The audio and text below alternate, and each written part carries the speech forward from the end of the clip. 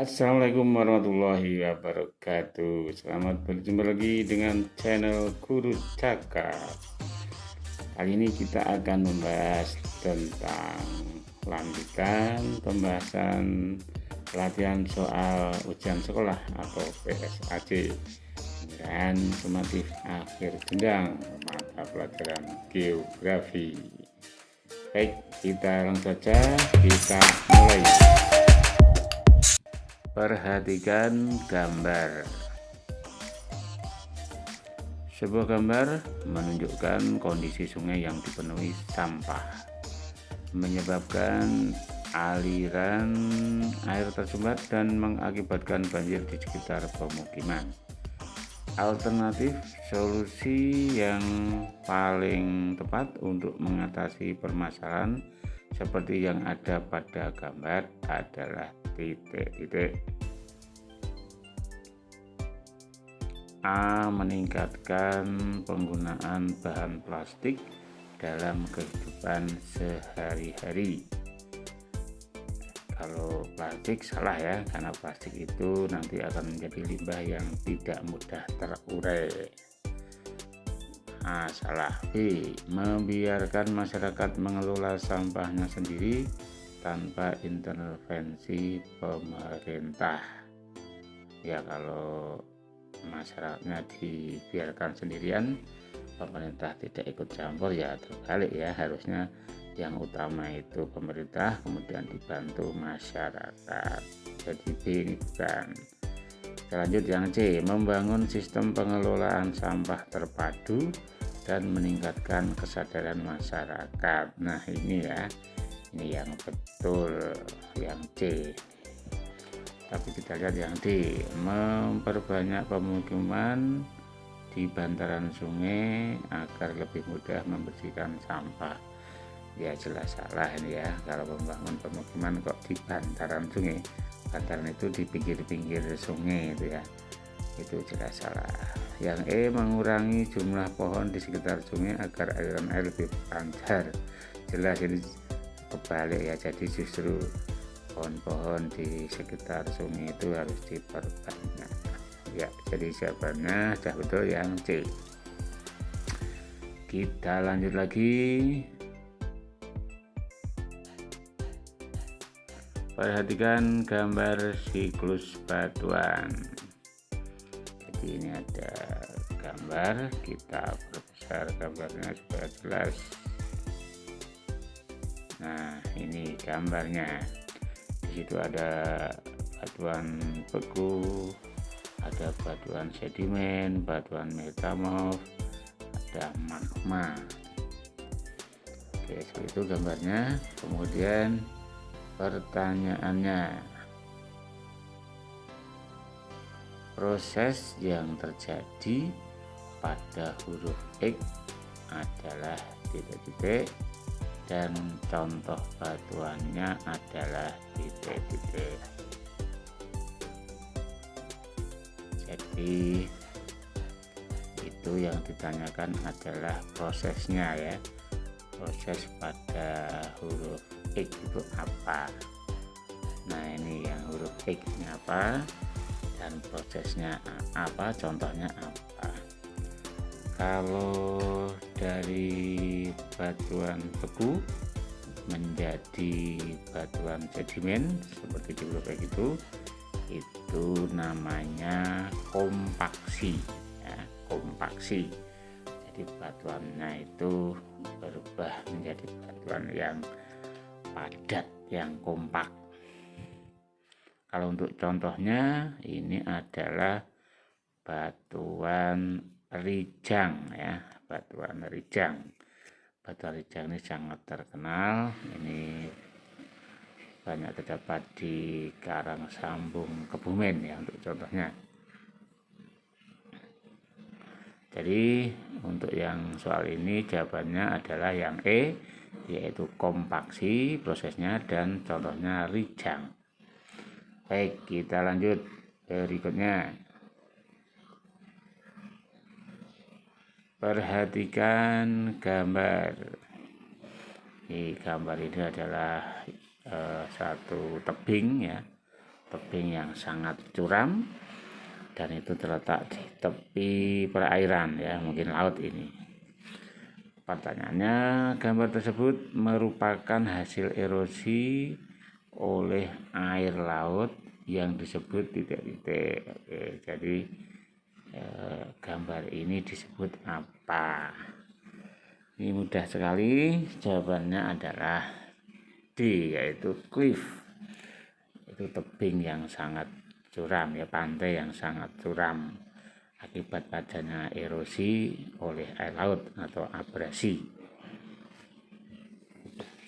Kalau atol itu yang A itu, ya, atol itu adalah batu karang yang berbentuk cincin, itu namanya atol, jadi melingkar. Beberapa atol itu membentuk satu pola melingkar seperti cincin.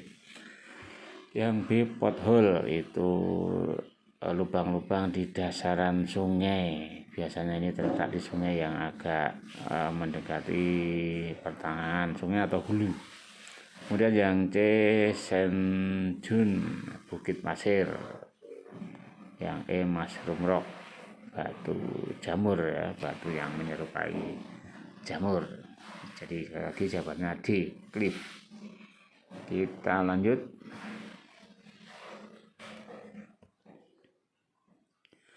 Lahan yang berupa tanah karst biasanya tandus karena air hujan yang turun tidak ditahan oleh tanah, namun diloloskan atau dilewatkan meresap jauh ke dalam tanah. Jenis tanaman yang bertahan hidup di daerah karst adalah titik-titik. Oke, yang A, ya, jati, jambu mete, akasia. Ya, ini bisa ini, ya, ini bertahan ini. Kita lihat yang B, jati, jambu mete, buah naga. Nah, kalau buah naga, ya, salah ini, ya. C, jambu mete, padi, akasia, padinya ini yang salah. D, akasia, jati, pisang yang salah. E, akasia, pisang salah, buah naga salah. Jadi jawabannya A, yaitu jati, jambu mete, dan akasia. Berikutnya, perhatikan gambar lapisan atmosfer. Lapisan atmosfer memiliki fungsi kecuali. Ini kecuali. A, melindungi bumi dari paparan radiasi sinar ultraviolet dengan lapisan ozon. Betul itu, ya, berarti bukan kecuali. B, menarik benda-benda luar angkasa agar jatuh ke bumi. Mengapa harus ditarik, ya? Jadi ini kecuali, ini salah ini, ya. Kecualinya nih yang B.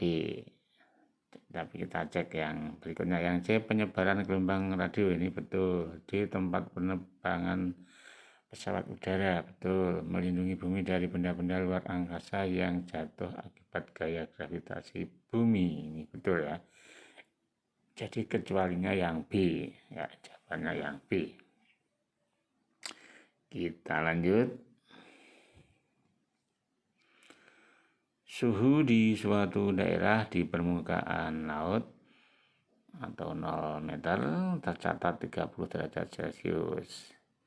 Jika seseorang mendaki gunung hingga ketinggian 2000 meter, berapakah suhu yang diperkirakan di tempat tersebut? Berdasarkan hukum gradien suhu, diketahui rata-rata penurunan suhu adalah 0,6 derajat Celcius setiap 100 meter kenaikan ketinggian. Ya, saya kira ini cukup jelas. Dengan setiap naik 100 meter itu turunnya 0,6. Ya, berarti ini ada 2000 meter. Berarti kan 0,6 kali 20. Ya, jadi ini ketemunya 18 ya, 18 derajat Celcius yang C. Mudah ini ya. Kita lanjut. Perhatikan gambar siklus hidrologi. Ya, ini adalah siklus hidrologi, siklus air ya. Pertanyaannya, presipitasi atau hujan, curah hujan dipengaruhi oleh titik-titik perkolasi, bukan ya. Perkolasi itu kan aliran air secara mendatar tapi di dalam tanah. B. Runoff itu aliran air di atas permukaan tanah. C. Laut, jelas salah. D. Penguapan. Nah ini betul ya. Jadi hujan itu dipengaruhi oleh penguapan.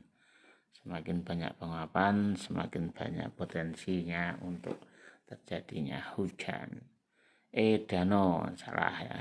Jawabannya yang D. Penguapan. Kita lanjut lagi. Perhatikan gambar. Gambar itu adalah gambar morfologi dasar laut ya. Dasar laut. Pertanyaannya,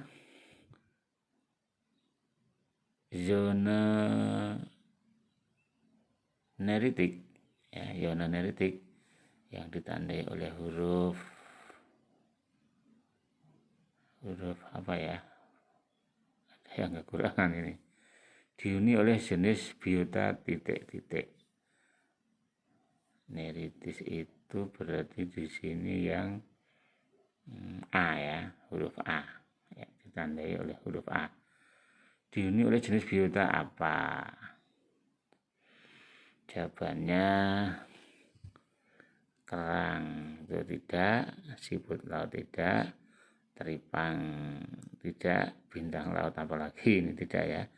Yang betul plankton ya. Jadi plankton itu hidup sampai kedalaman air 200 meter. Kita lanjut. Perhatikan gambar proses pengambilan air tanah dalam ya, air tanah dalam atau artesis. Pertanyaannya, pengambilan air tanah secara berlebihan dapat menimbulkan berbagai dampak negatif bagi lingkungan. Dampak utama dari eksploitasi air tanah dalam secara terus-menerus adalah titik-titik. Oke, kita cek jawabannya, alternatifnya. A. Peningkatan kesuburan tanah di daerah perkotaan, jelas salah. B. Kenaikan muka air tanah sehingga terjadi banjir, salah. Itu dibor airnya diambil kok malah terjadi kenaikan ya, jelas salah. C. Bertambahnya volume air tanah akibat infiltrasi yang tinggi. Ya, kalau diambil airnya ya tidak bertambah ya. D. Penurunan muka tanah atau land subsidence yang dapat merusak infrastruktur. Nah ini yang betul ya. Jadi muka air tanah itu turun ya. Yang D ini jawabannya. Tapi kita lihat yang E, penurunan suhu udara karena adanya cadangan air tanah yang melimpah. Salah ini ya. Jadi diambil airnya, itu cadangannya malah turun, tidak bertambah. Ya, sampai ini dulu ya siswa semuanya. Kita lanjutkan dengan video yang berikutnya, masih melanjutkan tentang pembahasan soal latihan ujian sekolah atau penilaian sumatif akhir jenjang ya, PSAJ. Demikian, semoga ada manfaatnya. Terima kasih. Wassalamualaikum warahmatullahi wabarakatuh.